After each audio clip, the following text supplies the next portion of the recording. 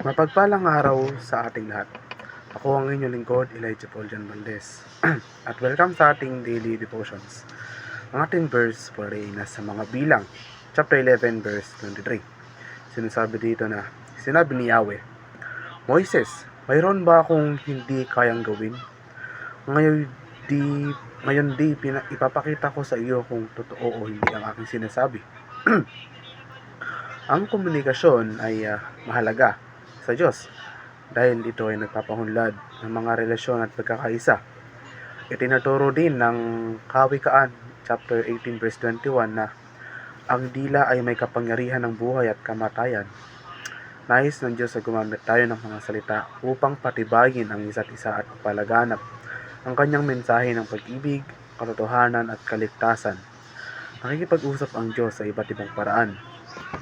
Ang banal na kasulatan, panalangin, Espiritu Santo at pagdikha.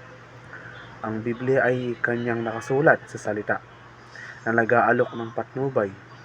Ang panalangin ay nagbibigay daan sa direktang pag-uusap, habang ang banal na Espiritu ay namumuro sa mga mananampalataya.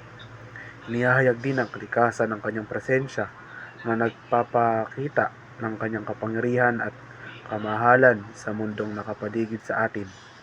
Ang Diyos ay inilarawan gamit ang anthropomorphic na wika sa Biblia, na isang wika na nag-uugnay sa mga katangian ng tao sa Diyos.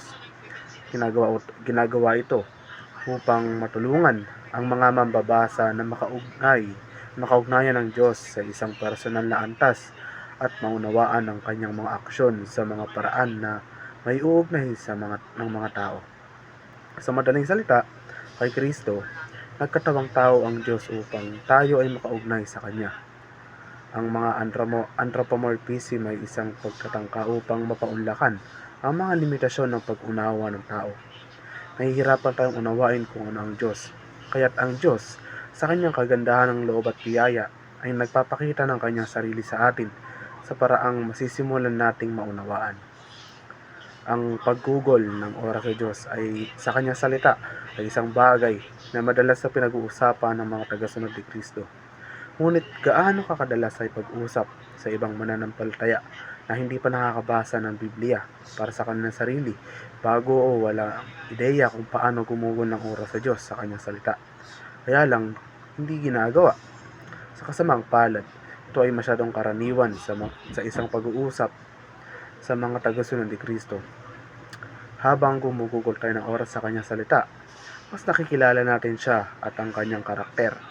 Kung paanong mas nakikilala natin ang isang kaibigan sa pamamagitan ng paggugol ng oras sa kanila.